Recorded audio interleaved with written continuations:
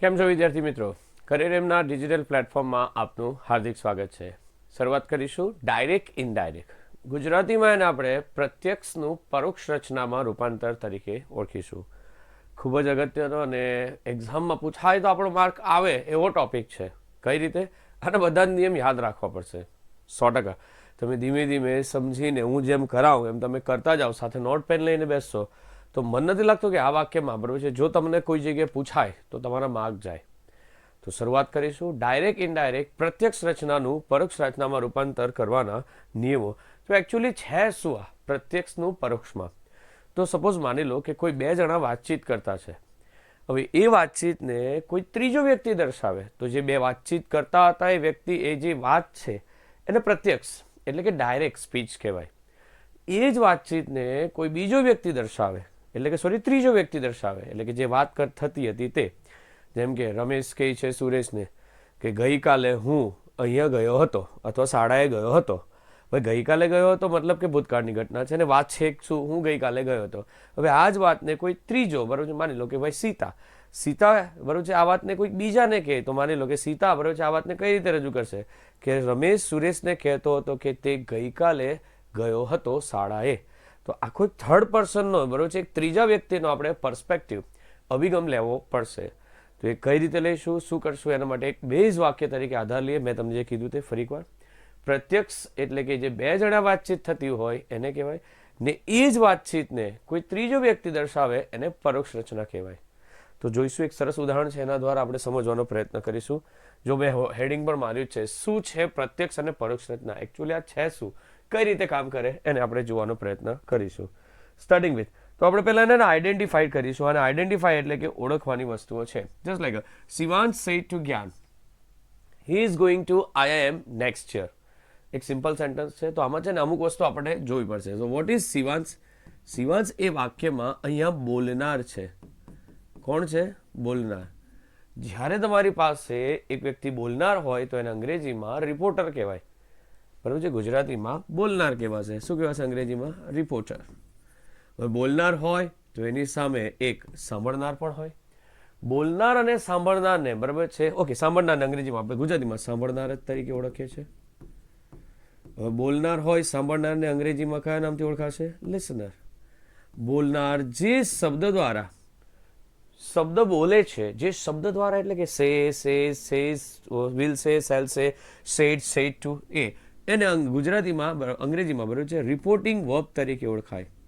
કયા નામથી ઓળખાશે? Reporting verb એટલે કે ક્રિયા બરાબર છે જે કહેવાવાળા શબ્દો છે એના દ્વારા આપણે એને રિપોર્ટિંગ વર્બ જ યાદ રાખીશું. બરાબર છે? ઉલ્લેખ માટેના ક્રિયાપદો. અહીં તમારી પાસે એક વાક્ય ઇન્વર્ટેડ કોમામાં આપેલું છે. દેખાય છે કે આ જે ઇન્વર્ટેડ કોમાનું વાક્ય છે એ તમારું બરાબર છે બોલનાર દ્વારા બોલાયેલું છે એટલા માટે એને કયા નામથી ઓળખાશે? Reported speech.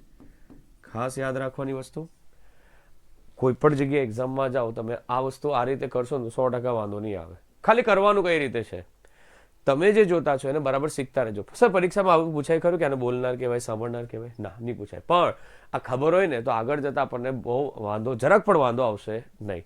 કારણ કે હું તમને જે બોલીશ એ આ રીતનું છે. તો ફરી એકવાર, પ્રત્યક્ષ એટલે કે ડાયરેક્ટ અને એ જ વાતચીતને કોઈક બીજો કહે તો એને શું કહેવાશે? પરોક્ષ. એટલે અંગ્રેજીમાં શું બોલાશે? ઇનડાયરેક્ટ. આઈ હોપ તમને આટલું ખબર પડી ગઈ હશે. અને અત્યારે કન્વર્ટ નથી કરતા, આપણે જસ્ટ ઓળખતા છે, આપણે એનો બેઝ બનાવતા છે કે કઈ રીતે ડાયરેક્ટ ઇનડાયરેક્ટ કામ કરે છે. ઓકે, તો આગળ વધીએ. નોટ ડાઉન કરતા રહેજો. એવું લાગે તો બરોબર છે વિડીયોને પોસ્ટ કરી લેજો અને પછી લખતા રહેજો કે જેથી તમને વધારે સરળ રહે. ઓકે, આગળ વધીએ. તો એક ગુડ થોટ છે. મને એવું લાગે કે એક સારી શરૂઆત કરતા છો તો એક ગુડ થોટથી હોય તો વધારે સારું. એક બહુ જ સરસ છે, મને પણ બહુ ગમે છે.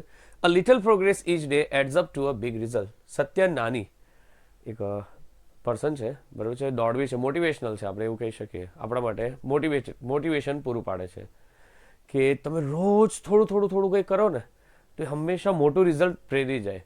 તમે છે ને એક દિવસે સિંગલ સિટિંગમાં બેસીને બરાબર છે માની લો કે આ મારું સ્ટાર્ટઅપ છે ને આ મારી ફિનિશ લાઇન છે તો અહીંયા તમારે ડાયરેક્ટ જ ચાલુ કરીને સીધા અહીંયા પહોંચો ને it's create a hard work.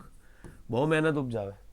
પણ તમે એ જ ટાર્ગેટને ધારો કે એક જ દિવસમાં અચીવ કરવું છે, પણ એને નાના નાના સેગમેન્ટમાં કમ્પ્લીટ કરો તો આ વસ્તુ તમને એકદમ ઇઝી થઈ જાય. આઈ હોપ હું જે કહેવા માંગુ છું તે ખબર પડે છે. તમે કોઈ દિવસ છે ને એક્ઝામ એક જ ઝટકે ક્રેક નહીં કરી શકો. એને બહુ બધા સેગમેન્ટમાં તોડવું પડે ને દરેક સેગમેન્ટ જીતવો પડે તો તમે એ વસ્તુ બરાબર છે ક્રેક કરી શકશો. સો બિફોર બરાબર છે it is not possible, it is possible, it is also possible, પણ હાર્ડવર્ક બરાબર છે પછી પાછળ જતા એની સાઇડ ઇફેક્ટ પણ આવે. So a little progress each day adds up to a big result. રોજ નાની નાની નાની વસ્તુઓ નવું શીખતા જાઓ, નવા નવા કન્સેપ્ટ લેતા જાઓ. આ ડાયરેક્ટ ઇનડાયરેક્ટ એક સિંગલ સિટિંગમાં બધા જ જોઈ કાઢો તો આવડી જશે, ધેટ ઇઝ નોટ પોસિબલ. તમે રોજ એક વિડીયો જુઓ, એક વિડીયો જે કન્સેપ્ટ ચાલ્યો એને મોઢે કરો, ને મોઢે થાય પછી નેક્સ્ટ વિડીયો પ્લે કરો, 100% તમને આવડી જશે. ને આનો માર્ક આપણો પાકો બરોબર છે. ન આવે તો તમે કેવું તે આપણે કરવા તૈયાર, પણ મેં કીધું તે પદ્ધતિ આપણે અપનાવવી પડે. તો શરૂઆત કરીશું. નેક્સ્ટ આવશે આપણી પાસે સેશનમાં એ જ છે કે કાળમાં ફેરફાર ના થવો. જ્યારે કાળમાં ફેરફાર નહીં થાય, જે રિપોર્ટેડ સ્પીચ વાળું વાક્ય હતું ને એમાં ક્યારે નહીં થાય એના કેટલાક રૂલ્સ છે તે આપણે જોવાનો પ્રયત્ન કરીશું કે પ્રત્યક્ષ પરોક્ષમાં ટેન્સમાં ક્યારે ફેરફાર ન કરવો તે માટેના કેટલાક ઉપયોગી નિયમ. તો આ તમારું હેડિંગ હતું. જો કોઈ મારવાનું બાકી હોય તો આ હેડિંગ મારી દેજો. આ મારા માટે મેઇન હેડિંગ છે. તો હવે શરૂઆત કરીશું એમાં. Ramesh said to Suresh, I am going to school. Just a simple sentence છે. એકચ્યુઅલી આ ભવિષ્યકાળનું છે, દર્શાવી શકાય. I am going to school tomorrow નથી લખ્યું, પણ એકચ્યુઅલી વાક્ય તો એ જ છે. કઈ રીતે સર તમે કહી શકો? Just like check it out ફરી એકવાર. રમેશ શું છે? રમેશ રિપોર્ટર એટલે કે આપણી ભાષામાં બોલનાર. ઓકે. સાંભળનાર કોણ છે? સુરેશ. સુરેશ શું છે? સુરેશ લિસનર. લિસનર એટલે સાંભળનાર. બોલનાર દેહ દ્વારા શબ્દ દ્વારા બોલાય એને કયા નામથી ઓળખાય? Reporting verb. That is the simple. જે વાક્યને ઇન્વર્ટેડ કોમામાં બોલાયેલું છે એને કયા નામથી ઓળખાય? Reported speech. આપણે થોડાક સુધી કરીશું પછી ડાયરેક્ટ જ કરીશું કે જેથી આપણો ટાઈમ બી બચે ને તમારો ટાઈમ બી બચે. આમાં કાળ કયો છે? જો અત્યાર સુધી આમ આપતે ને આપણી પાસે કે એમ, ઇઝ અને આર પ્લસ ગોઈંગ હોતે ને તો તમે જે વિચારતા છો તે બરાબર છે કે આ ચાલુ વર્તમાન કાળ છે. It is correct, you all are correct. પણ અહીંયા છે ને એ નથી. અહીંયા શું છે ખબર? એમ છે, ઇઝ છે, આર છે, પ્લસ ગોઈંગ તો છે પણ એના પછી પાછો ઇન્ફિનિટિવ છે. તો ત્યારે હંમેશા આ મારો સાદો ભવિષ્યકાળ જ સૂચવે. આનું ગુજરાતી કરો ને તો તમને ખબર પડે. નોટ્સ બનાવતા રહેજો સાથે. શું ગુજરાતી કરશો? I am going to school tomorrow. હું આવતીકાલે શાળાએ જઈશ. ગયો નથી હમણાં કે જઈ રહ્યો નથી, જઈશ. હવે આવતીકાલના માટે ટુમોરો શબ્દનો ઉલ્લેખ નથી, પણ આ રચના છે. Am is are plus going plus to આવે તો એ સાદો ભવિષ્યકાળ સૂચવે. ખાસ ધ્યાન રાખજો.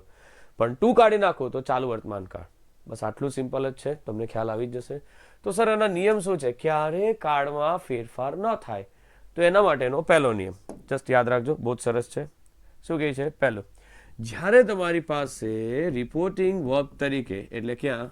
અહીંયા શું હોય? તો કે સે હોય, સેઝ હોય, વિલ સે હોય, શેલ સે હોય, ત્યારે રિપોર્ટેડ સ્પીચના કાળમાં ફેરફાર થતો નથી. અહીંયા જે આપેલું છે ને રિપોર્ટેડ સ્પીચનો કાળ, એમાં ફેરફાર નહીં કરવાનો. નહીં કરવાના એ રૂલ જોતા છે આપણે. ઓકે. નેક્સ્ટ નંબર 2, ધ્યાન આપજો. ઓકે. જ્યારે તમારી પાસે ગણિતનો નિયમ, વિજ્ઞાનનો સિદ્ધાંત કે પછી કોઈ કહેવત આપે ને ત્યારે પણ રિપોર્ટેડ સ્પીચના કાળમાં ફેરફાર થતો નથી. ક્યાં? એટલે અહીંયા. હવે અહીંયા આવ્યા. ખ્યાલ આવશે? બધી જગ્યાએ ત્યાં જ જતા છે, બરાબર છે, પણ ક્યાં? ગણિતનો નિયમ આની અંદર આપેલો હોય, વિજ્ઞાનનો સિદ્ધાંત આની અંદર આપે, કહેવત આની અંદર આપે. ડિટેલમાં જઈએ પણ એકવાર જરાક જોઈ લે. નેક્સ્ટ ચલો લાસ્ટ નિયમ આવશે આપણી પાસે. યસ. ઓકે. સનાતન સત્ય. યાદ રાખજો. ક્યાં આપે? અગેન રિપોર્ટેડ સ્પીચમાં આપે તો તેમાં પણ ટેન્સમાં કોઈ ચેન્જીસ થતો નથી. ટેન્સ સ્ટેન્ડ્સ ફોર કાળ. ફરી એકવાર શું કરતા છે આપણે? 3 નિયમ જોયા. પહેલો નિયમ ધ્યાન આપજો, મારી સાથે શીખતા રહેજો. ક્યારે કાળમાં ફેરફાર નહીં થાય આવું બી પૂછાઈ શકે, બરોબર છે, કારણ કે આ જ ઓડ પડે ને આપણામાં. તો થાય તે તો આવડે આપણને, ન થાય તે બી આવડવું જોઈએ ને. તો ક્યારે નહીં થાય? તો જ્યારે સેડ ટુ ના બદલે કયા કયા વર્ડ હોય? સે, સેઝ, વિલ સે, શેલ સે આપેલું હોય ત્યારે રિપોર્ટેડ સ્પીચના ટેન્સમાં એટલે કે પેલું ઇન્વર્ટેડ કોમા વાળું વાક્ય છે ને એની અંદર ફેરફાર થતો નથી. ખાસ ધ્યાન રાખજો, ખૂબ અગત્યનો છે. એ જ રીતે નંબર 2, ગણિતનો નિયમ. ક્યાં? રિપોર્ટેડ સ્પીચમાં. આમાં છે ને ગણિતનો નિયમ આવે ને તો જસ્ટ લાઈક 2 + 2 = 4, 2 ભાગ્યા 2 બરોબર છે 0 થાય ને? ના આવે, 1 આવે બરોબર છે. 2 ભાગ્યા 2. નેક્સ્ટ થિંગ, 2 × 2 = 4, 3 × 3 = 9, જે ગણિત ગુણાકારનો નિયમ, સરવાળાનો નિયમ, ભાગાકારનો નિયમ, એ ગણિતનો કોઈ પણ નિયમ આવે. વિજ્ઞાનનો સિદ્ધાંત, વિજ્ઞાનના બહુ બધા સિદ્ધાંત આવે. E = Δ mc², theory of relativity, બહુ બધા બરોબર છે. ન્યૂટનના નિયમ, આ ને તે. એવું કોઈ ઇન્વર્ટેડ કોમામાં આપી દે ને તો એના ટેન્સમાં પણ ચેન્જીસ થશે નહીં. ને છેલ્લે આવશે કહેવત. કહેવતને અંગ્રેજીમાં સેઇંગ કહેવાય અથવા પ્રોવર્બ કહેવાય. બંનેનો અર્થ એક જ થાય. સેઇંગ એટલે પણ કહેવત ને પ્રોવર્બ એટલે પણ કહેવત. ક્યાં આપે? રિપોર્ટેડ સ્પીચમાં. એકાદ કહેવતનું ઉદાહરણ લઈએ આપણે બરોબર છે, તો તમને બી ખ્યાલ આવે. જસ્ટ લાઈક બરોબર છે, બહુ સરસ વસ્તુ છે કે practice makes a man perfect, swimming is the best exercise, try 1 9 less. આવું કંઈ પણ આપે ને તો એમાં શું દર્શાવે તમારી પાસે? તો કે આ વસ્તુ મારી બરાબર છે સનાતન કહેવત છે. તો એ કહેવત જો રિપોર્ટેડ સ્પીચમાં આપે ને અગેન અહીંયા, તો એના ટેન્સમાં પણ ફેરફાર થતો નથી. કહેવત એટલે ખબર પડે ને આપણને બરોબર છે, પેલું માથેમાં બીજા વગડાના વા, પણ અહીંયા ઇંગ્લિશમાં આવશે. તો એવું ખબર પડે કે આ કહેવત છે, તો એમાં પણ ટેન્સનો ચેન્જીસ થશે નહીં. અત્યારે નથી થતા એ જોતા છે. અને છેલ્લું આવશે તમારી પાસે રૂલ નંબર 3. શું કહે છે? સનાતન સત્ય. સનાતન સત્ય એટલે the sun rises in the east, સૂર્ય પૂર્વ દિશામાં ઉગે છે. ઓલ મેન આર મોર્ટલ, દરેક મનુષ્ય નાશવંત છે. પૃથ્વી ગોળ છે, ધ અર્થ ઇઝ રાઉન્ડ. આ બધા સનાતન સત્ય છે, આમાં કોઈ ચેન્જીસ નહીં થઈ શકે. રોજ એ ડેલી બેઝિસ પર થયા જ કરે એક્ટિવિટી, આપણા હાથમાં કશું નથી. તો એવું દર્શાવતો કાર્ડ એટલે કે અથવા તો એ સેન્ટન્સ જે રિપોર્ટેડ સ્પીચમાં આપેલું હશે ઇન્વર્ટેડ કોમામાં, એને રિપોર્ટેડ સ્પીચ તરીકે ઓળખાય છે. આઈ હોપ તમને અંદાજિત આવી ગયું મેં જે કીધું તેમાં. તો 3 રૂલ તમારે યાદ રાખવાના અને આ સેપરેટ રાખવાના, કારણ કે આના પછી હવે જે જોઈશું ને તે ચેન્જીસ થાય તો કેવો થાય એ આપણે જોવાનો પ્રયત્ન કરીશું. તો આઈ હોપ યાદ રહી ગયું છે. છતાં એક છેલ્લી વાર બોર્ડ પરથી પુશ કરીને હું સાઈડ પર ખસી જાઉં ત્યારે બરાબર છે તમારે દર ફેરી પુશ કરીને નોટ્સ બનાવી દેવાની. પહેલો નિયમ, સૌથી પ્રથમ બરાબર છે, જ્યારે રિપોર્ટિંગ વર્બ તરીકે સે, સેઝ, વિલ સે, શેલ સે આપેલું હોય ત્યારે રિપોર્ટેડ સ્પીચના કાળમાં ફેરફાર થતો નથી. અત્યારે આપણે કન્વર્ટ નથી કરતા, પહેલા નિયમ જોઈએ છે, પછીના નેક્સ્ટ હેડિંગમાં આપણે બરાબર છે 100% એને બનાવીશું. નંબર 2, ગણિતનો નિયમ, વિજ્ઞાનનો સિદ્ધાંત કે પછી કોઈ કહેવત હોય ત્યારે પણ રિપોર્ટેડ સ્પીચના કાળમાં ફેરફાર થતો નથી. સનાતન સત્ય હોય ત્યારે પણ બરાબર છે શું કે રિપોર્ટેડ સ્પીચના કાળમાં ફેરફાર થતો નથી. ગણિતનો નિયમ, વિજ્ઞાનનો સિદ્ધાંત કે કહેવત. એ જ રીતે સનાતન સત્ય હોય ત્યારે પણ રિપોર્ટેડ સ્પીચના કાળમાં ફેરફાર થતો નથી. I hope you get the concept. Okay, so આટલું સિમ્પલ છે. નોટ્સ બનાવી લેજો, હું સાઈડ પર ખસી જાઉં ત્યારે બરાબર છે. મેં તમને આગળ બી કીધું છે. ઓકે, આઈ હોપ પુશ કરીને તમારું લખાઈ ગયું હશે. સો that's it from the session. આ સેશનમાં આપણે ખાલી આટલું જ શીખ્યા. શું શીખ્યા? કે કાળમાં ફેરફાર ન થાય ડાયરેક્ટ ઇનડાયરેક્ટમાં, તો ત્યારે શું કરવું, તેના માટેના 3 બેઝિક નિયમ છે. હવે આના પછીના સેશનમાં જોઈશું કે થાય તો કેવા થાય, ને બહુ જ અગત્યનો નિયમ છે ને ખાસ આપણે જોવાનો થાય. ઓકે, તો મળીએ નેક્સ્ટ સેશનમાં.